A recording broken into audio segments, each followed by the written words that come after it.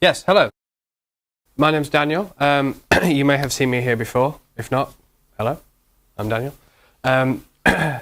So I, like a year and a half ago, I quit my full-time job to try shipping a side project that I'd made as an app. Well, it was already an app, but I shipped it. I'm trying to like make money off it and stuff, and live the life of an indie developer, which is actually doing more work than I did before for less money. But it does have its benefits. So for some context here, so in a previous life, like more than 10 years ago now, which makes me feel old, and you called me an old timer or something in the invite, but I worked and shipped as an indie developer an app called Music Rescue, which had this lovely icon here. If you remember what an iPod was, it was basically a mirror of your music collection, but for some reason, maybe music labels, you couldn't, if your computer failed or some other backup reason you wanted to get music from the iPod back to your computer, there was no Apple built-in way of doing that. They had like the MP3 files with crappy names kind of like in hidden folders and things, but like this thing had your smart playlists in it, in some proprietary database. So I made an app that parsed that database, imported everything back to your iTunes, rebuilt a music library. And this thing was for Mac and Windows. This was before the iPhone existed. And it supported like a company that employed 3 people, including me, full-time. And I spent on advertising through the entire 5 year of the company about $100. And what happened was, over several years while I was at university, I was just building a version of this, and over several years it just kind of gained momentum. Like it snowballed very slowly, but it gained momentum, and it became like quite popular, and we charged money for it, and we had free competitors, but it was I guess a decent app because people bought it. And the turning point was a popular website called iPod Lounge, which then renamed to iLounge, did a tutorial on how to do what our app does using our app. We hadn't paid them, we never talked to them, but they did a tutorial and they used our app for the entire thing.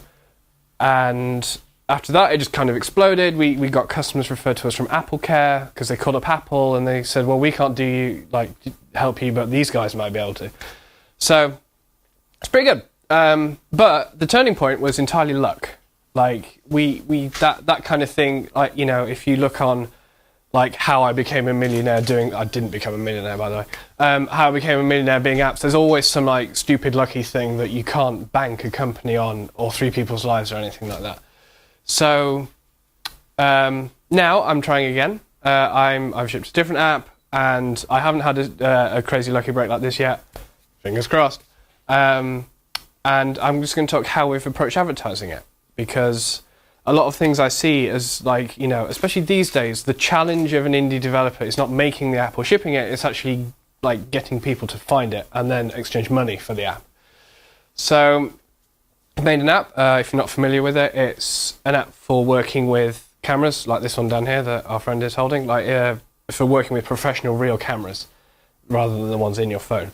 And people like it. Like we've shipped it. It's we were at version 2.4 something now, and people like it. We've got like super good reviews in the App Store.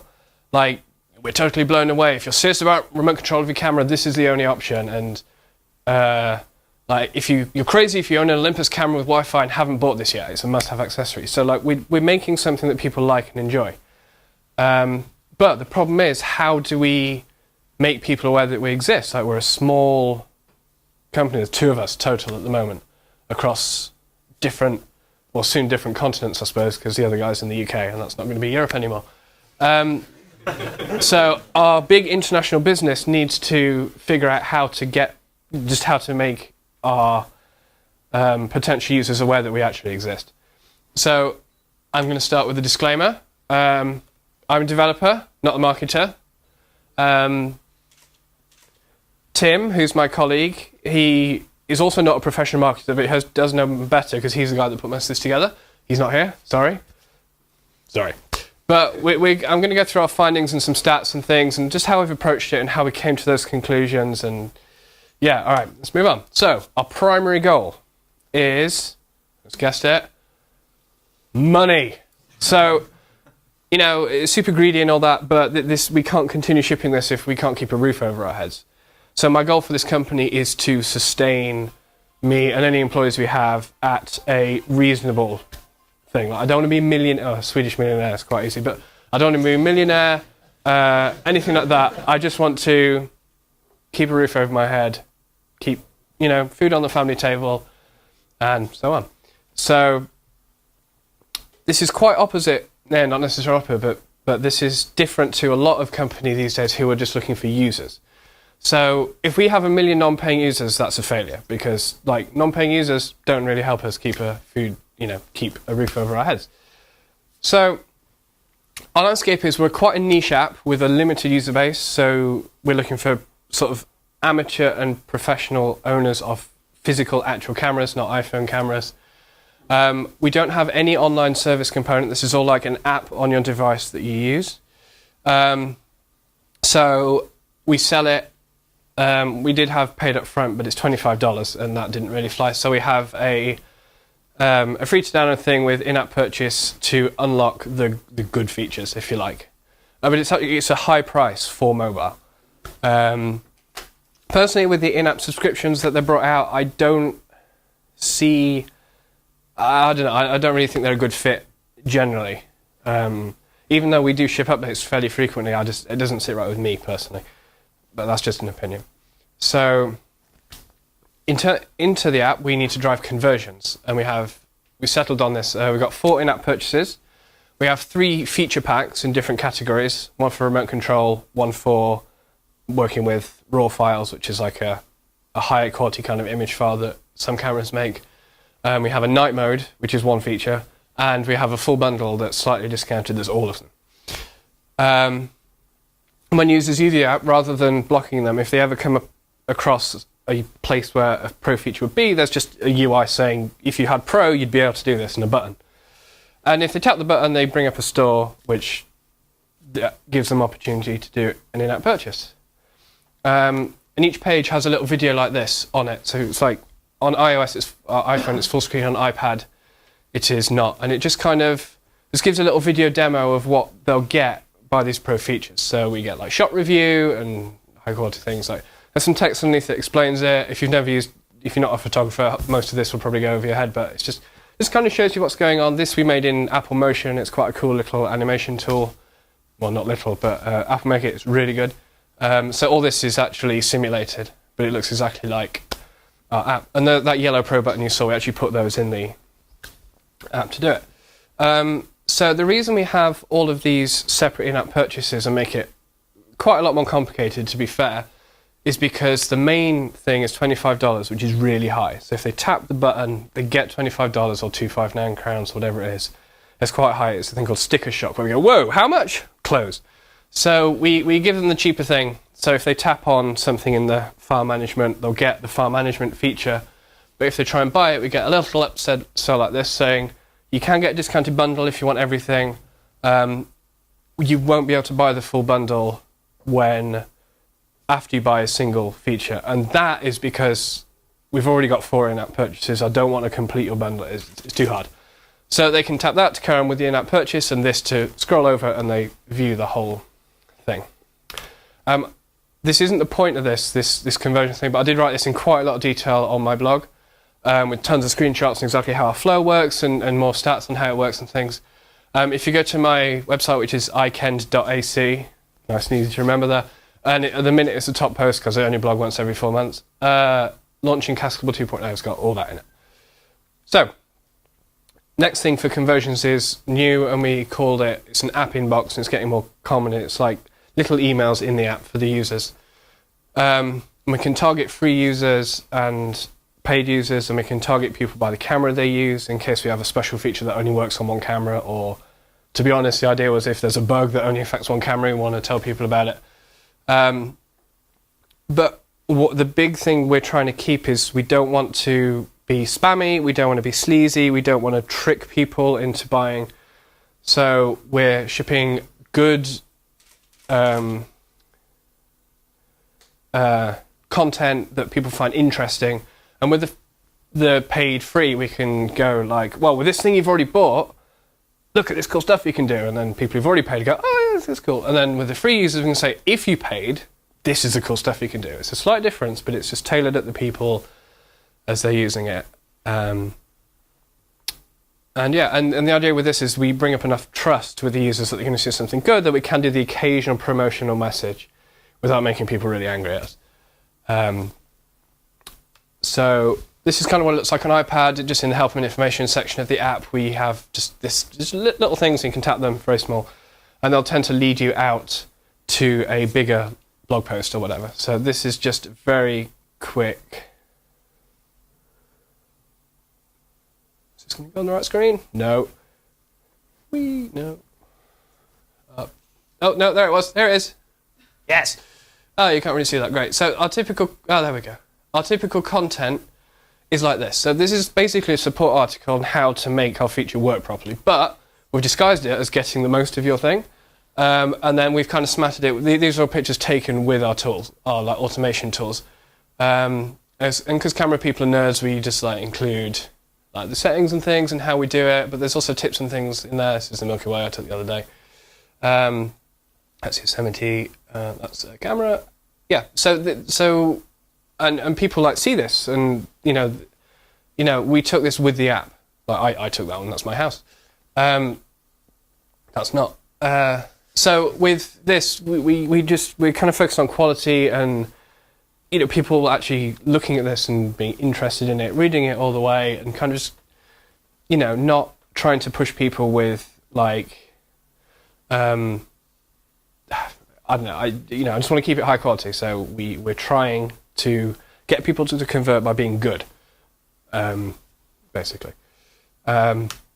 Some things are this, we get a huge spike of users on update days. So if we have something important to tell people, we'll tend to kind of find out, we'll just get these couple of bugs fixed, ship an update, and then we can deploy an article at the same time. And then these, we have a huge spike every time there's an update, so more people will see it. That said, only 17% of our users have looked at any article. And I find that interesting because... it's not in the screenshot actually, but in the main, when you haven't got this section up in the main app, there's a little question mark button with a little red circle with a number in it for unread things. So 17% of users have looked at the articles. A huge number, less than the rest, have actually tapped the go away button and make all those red. So there's a ton of people just with a little number and a circle up. And I don't know if there's like a fatigue on iOS because everything has this stupid little red circle with a number in it that people are just trying to ignore it anymore. So I need to do a bit more research into that, but it has some thing. All right, so some statistics. About 115,000 photos have been taken with Cascable since we switched to our current analytics provider a few months ago. About 25% of all of our users are paid users, and about 15... So... There's a detail I missed here. When you tap a Pro button in the app, it will take you to the feature that's most relevant to where you came from. So if you're trying to remote control a camera and using an automation tool, and you encounter something that is a paid feature and you're free, if you tap the button, it will take you to the in-app purchase of that smaller feature pack. Only about 15% of the store presentations start with the full, big, expensive unlock. And you've actually got to go digging your way to find that. However, 50% of all our purchases, just slightly higher, are of that full unlock. So that little upsell dialog box we're doing actually works quite well. So what this tells us is our conversion and upsell looks all right. In the blog post I referenced earlier, I was like, well, maybe we need to focus on conversions more and things. But a lot of people have told me that 25% is pretty good. Converting people up to pay for the full thing is pretty good. So for advertising, which is what this is about, 10 minutes in, our upsell and our conversion seem all right. We could try to optimize for more conversions, but we don't want to start kind of like tricking people. I work on light. So like we things where like if they encounter a Pro feature and they're paid, we say you need Pro to do this. Click here for more information. And we did consider as soon as they would have seen that just popping up the store for them, because our conversion rate, if you actually see the store, is way higher. Like it's like not 80%, it's more than 50%. Like if somebody sees the store and they're free, they're currently very likely to actually buy something. So, well, if that's, we should just pop up the store all the time, but I don't think it worked like that, and people get annoyed, and we don't want to do that. So, even though our goal isn't for more users, it's for money, our goal for advertising should actually be to get more high-quality users in. And by high-quality users, I mean people who are likely to like the app, use it, and pay for it. So, when we launched, 2.0 on the App Store, we got a huge number of downloads, the big spike that everybody gets, but barely any people relatively converted. And the same over Christmas, which I'll talk about in a minute. But we actually want to find the people that have the hardware we need, are likely to like this and use it and pay for it. So, we tried advertising on social networks. High quality users. So, social networks were pretty much a failure for us entirely. We may as well have not spent the money on advertising on social networks. We did a general targeting thing on, we targeted iOS users who were... Okay, to start, we actually advertised to people that were attending a trade show called Photokina, which is in Germany every 2 years. It's not every year. Yeah, every 2 years.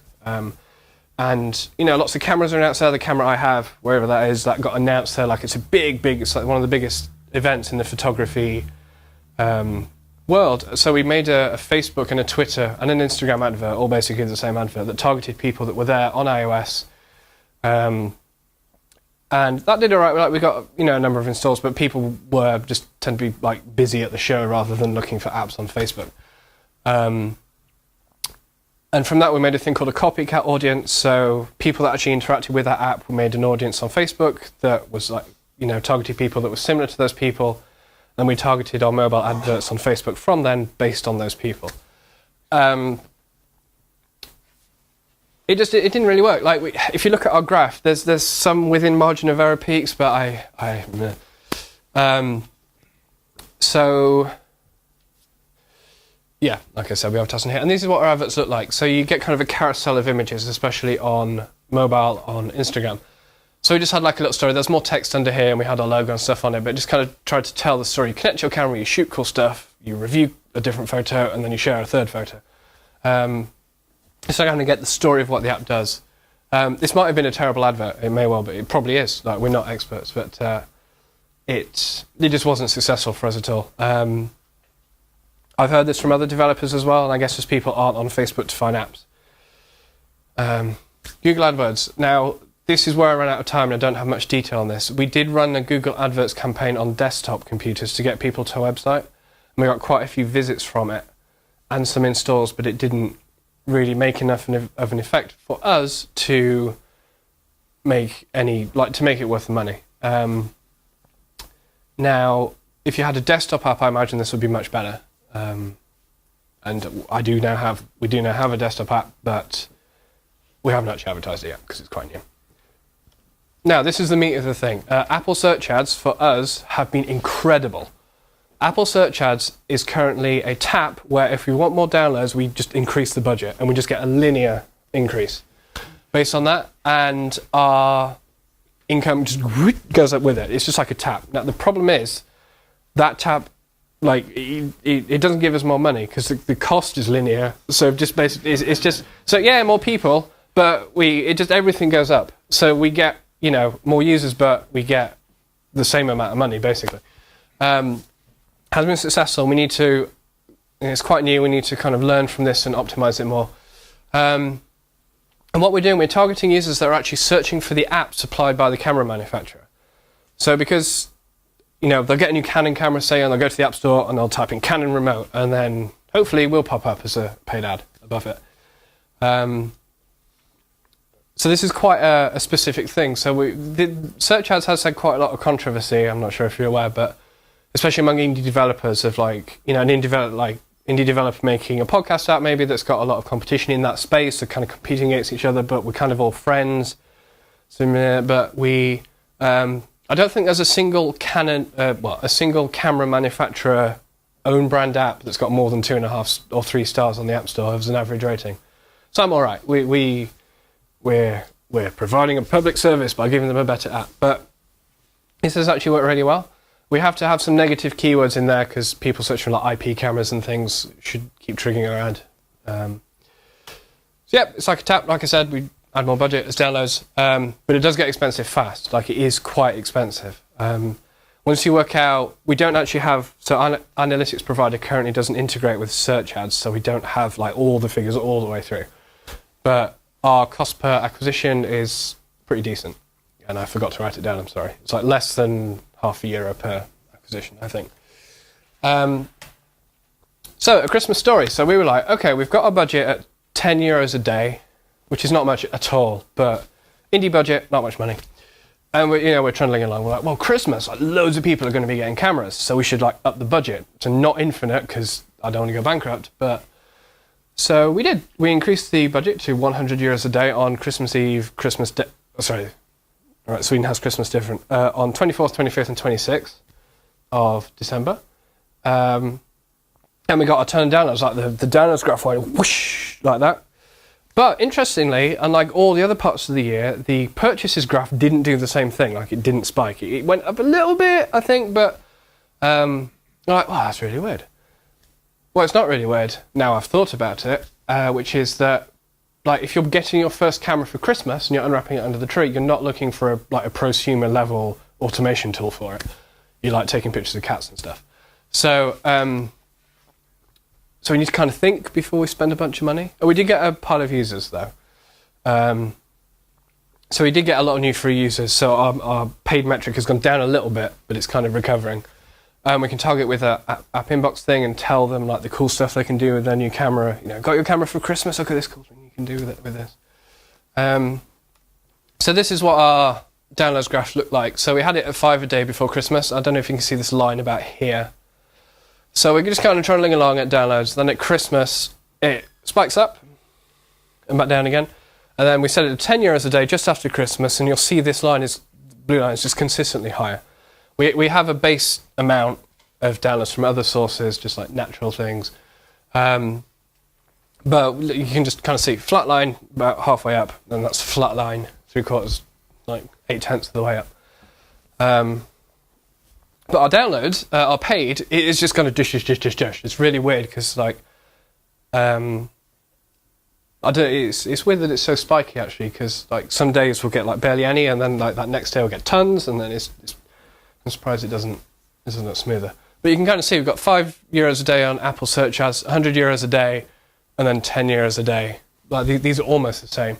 So if you go back, if you just compare.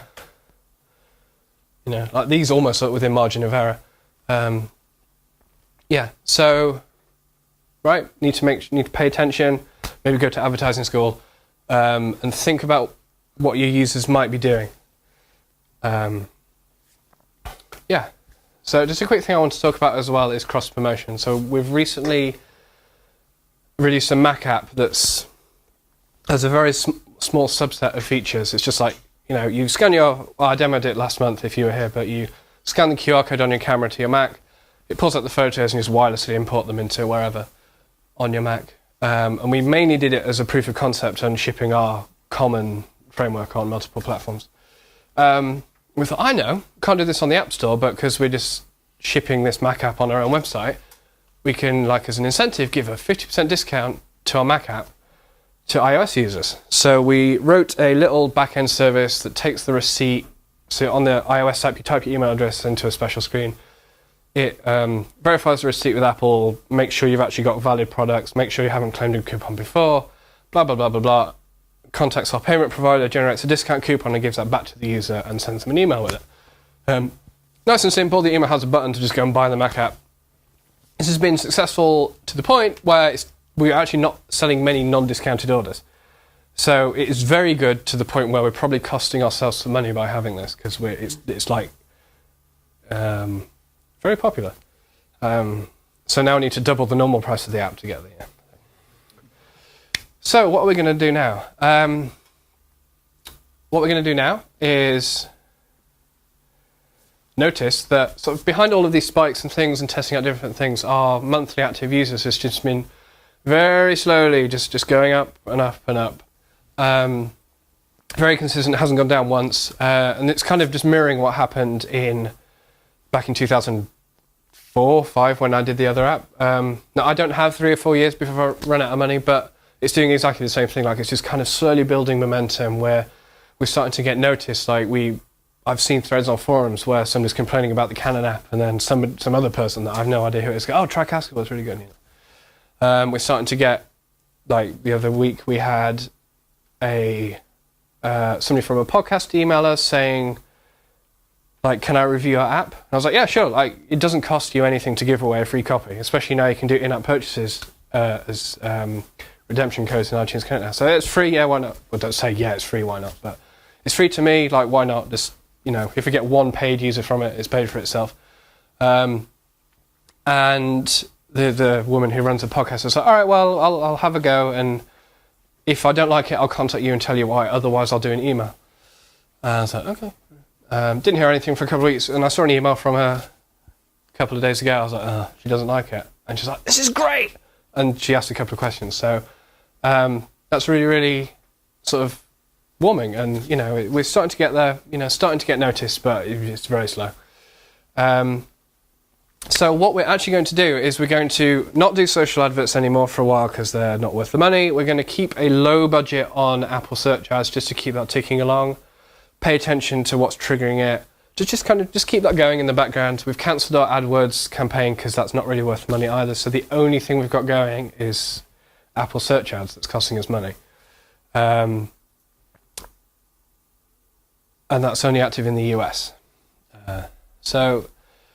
But a big thing, this is an entirely separate talk, so I've just put it as a footnote, but it's one of the more important things as an indie is just kind of work away, like, every day, just massage the internet a bit, if you like. So just look what's happening. Like, there's a few photography forums and things, and I keep an eye out. They all have rules like don't just use our forum as a commercial, don't just be spamming us with adverts. But I found that if you actually genuinely engage with communities and be helpful, nobody minds the occasional, if somebody's having a problem with something else, say, "Oh, well, maybe, I work at this company, so maybe try it out. Let me know how you get on."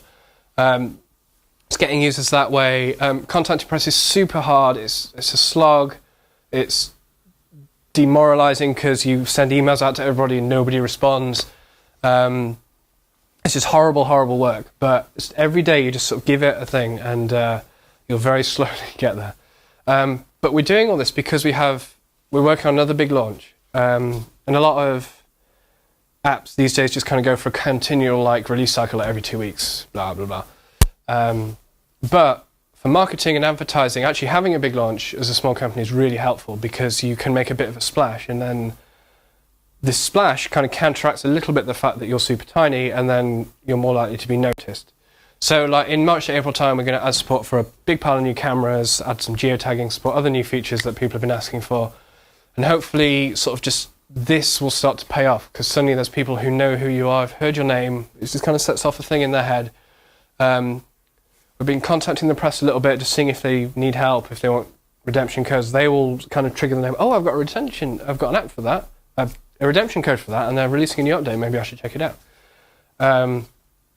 So this will hopefully pay off in a few months. But so in summary, advertising in indie, super hard. Don't do it. That's the end of everything I have to say. I'm a bit late, so I'm not sure you have time for questions, but I'm last, so who knows? Yeah. I guess you're sticking around, right? Yeah, I'm sticking around. I'll be here anyway. You can ask me. That's my Twitter. That's my website. Come and talk to me if you want to talk to me. Yeah, thank you.